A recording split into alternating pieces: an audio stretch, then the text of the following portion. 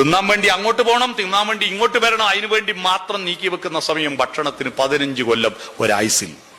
അപ്പൊ 60 15 പോയാൽ അതിന് 45 ഉള്ളൂ. 45-ൽ 5 കൊല്ലം ടോയ്ലറ്റിന് സമയമാണ്.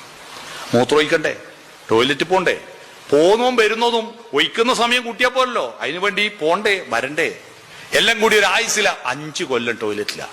യൂറോപ്യൻ ക്ലോസറ്റ് വന്നപ്പോഴായി 5 കൊല്ലായി, നേരത്തെ അത്ര ഉണ്ടായിരുന്നില്ല.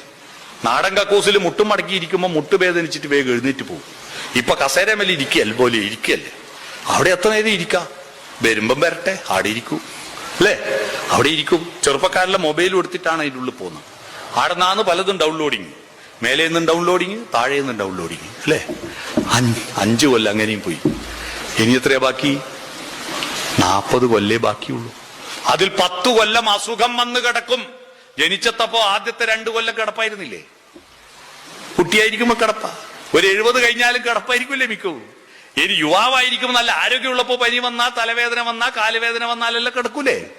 അങ്ങനെ 10 കൊല്ലം ഒരു ആയുസ് കിടന്നും പോയി. ഇനി 30 ബാക്കിയുള്ളൂ. ആ 30-ൽ 5 കൊല്ലം നമുക്ക് കുളിക്കണ്ടേ, പല്ല് തേക്കണ്ടേ, പൗഡർ ഇടണ്ടേ, പൊട്ടു തൊടണ്ടേ, മീശ കെട്ടിയണ്ടേ, ഷേവ് ചെയ്യണ്ടേ, മുടി മുറിക്കണ്ടേ, പുരികം പൊരിക്കണ്ടേ, വരച്ചുണ്ടാക്കണ്ടേ, സാരി ഉടുക്കണ്ടേ, കുന്താണീന്റെ പിന്നു കുത്തണ്ടേ, എല്ലാം കൂടി നമ്മളെ മേക്കപ്പ് ചെയ്യാൻ 5 കൊല്ലം വേണം. കഴിച്ചെത്രയാ ബാക്കി? 25 കൊല്ലമേ നമുക്കുള്ളൂ. ആ 25 കൊല്ലം മനുഷ്യനാവണം വേണ്ടേ? ആ 25 കൊല്ലം ആരോ പടച്ചു വിടുന്ന റീലും നോക്കി ഇരുന്നിട്ട് കാര്യമുണ്ടോ?